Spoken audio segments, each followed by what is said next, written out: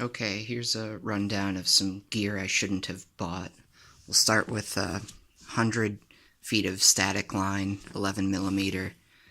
Uh, it's good because you can rappel down it when you're making a top rope anchor or something, but you can use this for most cases. This is 230 feet of 6 millimeter accessory cord, and you can also use it as a tagline for long rappels.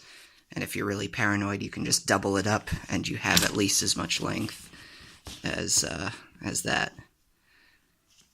And next thing, Gree and the carabiner I use for it, the Gridlock, doesn't feed slack well. It's a pain in the ass. It makes belaying a real chore. This is a plaquette device. It can be used to bring two people up simultaneously, which is about its only advantage over a munter hitch. It's hard to lower. Munter hitch, you can just let slack out and lower your person. But if you wanted an auto-locking feature with the munter, you could always use the auto-locking munter. And I'll go over that later. Here's a auto-locking carabiner. Double action. Doesn't feel very secure, so I don't use it. Here's a triple action, which does feel secure, but as you can see, you have to lift it up and then turn it, and it's really fiddly and hard to use in real life. Here's a half-length sling.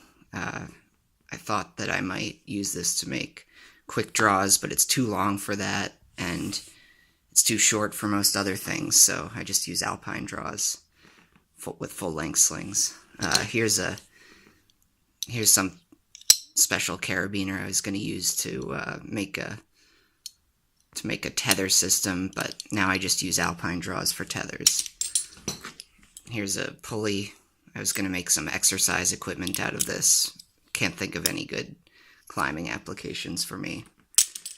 Here's some special carabiner that's meant to have like a nice wide area to put a lot of ropes, but if you're using it for regular belaying, the rope is in the middle, which doesn't feel as secure as something like this, where the rope sits against the spine further from the gate. So I don't really like this. Plus it also has a gate open strength of only 6 kilonewtons, which is not as strong as it could be.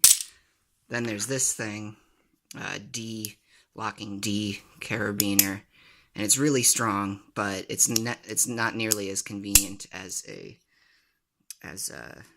asymmetric carabiner, and you can see it has the snag potential there.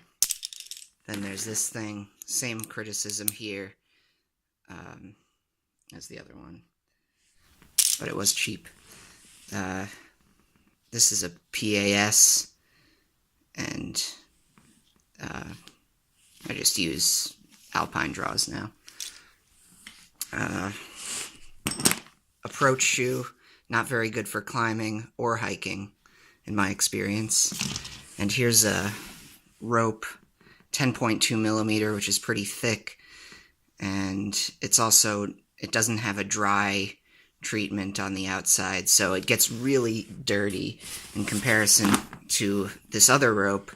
This one has been used less than this one, but this has a dry sheath, some sort of treatment on the sheath. It doesn't have to be a dry treatment all the way through. I don't think that's necessary for rock climbing anyway. So that's it.